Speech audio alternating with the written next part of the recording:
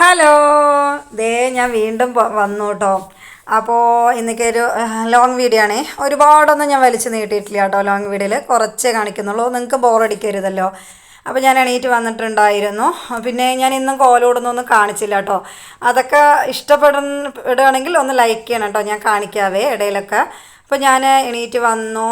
പിന്നെ രാവിലെ നമുക്ക് കുറച്ച് ഭക്തിപ്പാട്ടൊക്കെ വേണ്ടേ, എന്നാലല്ലേ നമുക്കൊരു വൈബുള്ളൂ, പോസിറ്റീവ് വൈബ്.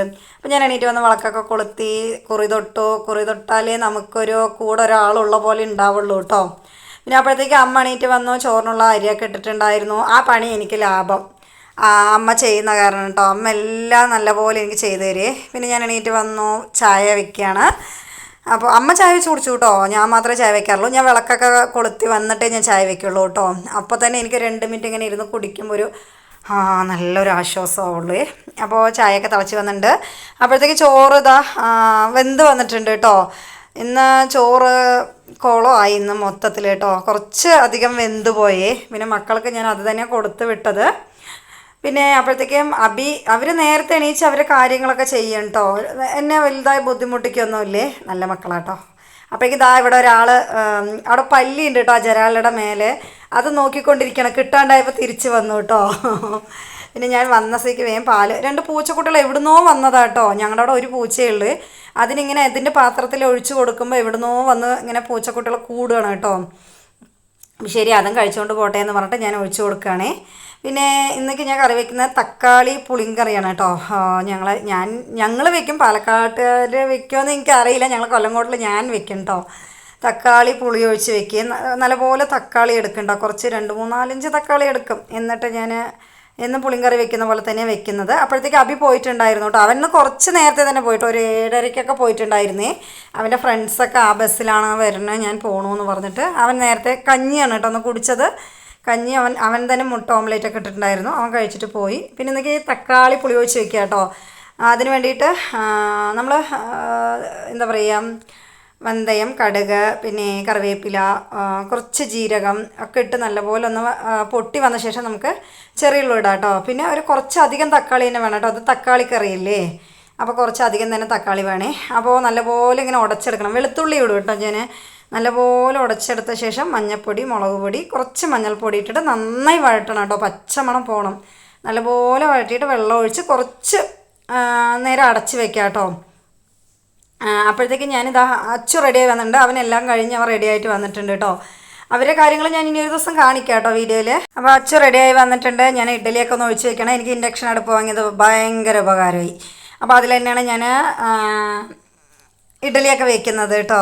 പിന്നെ എൻ്റെ അടുത്ത് എൻ്റെ അച്ചു ഇരിക്കുന്നുണ്ട് കേട്ടോ, വെറുതെ ഇങ്ങനെ ഓരോന്ന് പറഞ്ഞതിന് ചിരിപ്പിക്കുന്നുണ്ട്.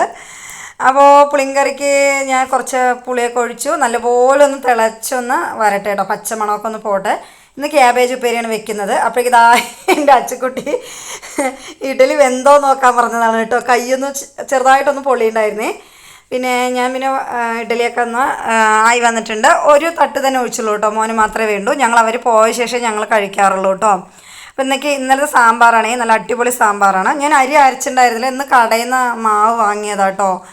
പിന്നെ ഇതാ നല്ലപോലെ തക്കാളി പുളിങ്കറി നല്ലപോലെ തിളച്ചിങ്ങനെ വന്നിട്ടുണ്ട്. നമുക്ക് തേങ്ങ അരപ്പ് കുറച്ച് ചേർത്തണം കേട്ടോ. പിന്നെ അതിനുള്ള തേങ്ങ അരപ്പൊക്കെ ഞാൻ അരയ്ക്കുകയാണ്. പിന്നെ എന്നും പറയുന്ന പോലെ എൻ്റെ വീഡിയോ കാണുന്നവർ ഒന്ന് സപ്പോർട്ട് ചെയ്യുക, സബ്സ്ക്രൈബ് ചെയ്യുക. ഇഷ്ടപ്പെട്ടാൽ ഒരു ലൈക്കെങ്കിലും തരണം കേട്ടോ. പിന്നെ എന്തെങ്കിലും ഒരു കമൻറ്റെങ്കിലും ഇടണം. കമൻ്റ് ഇടാൻ പറ്റാത്തവർക്ക് ചെറുതായിട്ട് എന്തെങ്കിലും ഒരു ഇമോജി ഇടാം കേട്ടോ.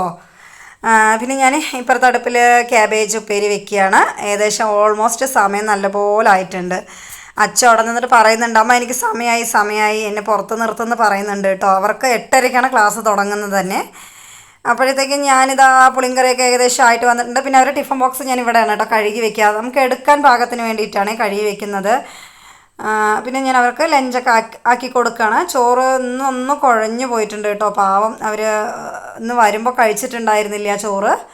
പിന്നെ ഇതാ ഇപ്പുറത്ത് ഞാൻ ക്യാബേജൊക്കെ ആയി വന്നിട്ടുണ്ട്. പിന്നെ അവർക്കുള്ളത് ആക്കുകയാണേ, ഒക്കെ ആക്കി കൊടുക്കുക തന്നെ കേട്ടോ. ചിലപ്പോഴേ അതൊക്കെ കഴിച്ചിട്ട് വരുള്ളൂ, വലിയ ഇഷ്ടമൊന്നും അവർക്കില്ല. പിന്നെ ഞാൻ നിർബന്ധിച്ച് കൊടുക്കണം, ഇതൊക്കെ കൊടുക്കണ്ടേന്ന് പറഞ്ഞിട്ട്. പിന്നെ 2 പേരുടെ ലഞ്ചൊക്കെ ആക്കി അച്ചു പോയിട്ടുണ്ട്. പിന്നെ ഇന്ന് അച്ഛൻ വല്ലാത്ത ദേഷ്യത്തിലാട്ടോ ഒന്നേക്ക് പോയിരിക്കണത്. അതുകൊണ്ട് വീഡിയോയ്ക്ക് വരില്ല എടുക്കണ്ടെന്ന് പറഞ്ഞപ്പോൾ സൈക്കിളിൽ ഇങ്ങനെ വലിച്ചിട്ട് പോവുക കേട്ടോ. പിന്നെ ഇന്ന് ഞാൻ മുരുകൻകൊല്ല് ഞാൻ എന്നും പോവാറുണ്ട് കേട്ടോ. അപ്പോൾ ഇന്നേക്ക് നെയ്തിച്ചോറാണ് കേട്ടോ കിട്ടിയത്. അപ്പോൾ ഞാനതിങ്ങനെ സിറ്റൗട്ടിലിരുന്ന് കഴിച്ചുകൊണ്ടിരിക്കുകയാണ്. പിന്നെ ഞാൻ അതെല്ലാം കഴിഞ്ഞിട്ട് ഞാൻ എൻ്റെ വീട്ടിലോട്ട് വന്നു കേട്ടോ. വീട് ഇവിടെ അടുത്ത് തന്നെയാണ്.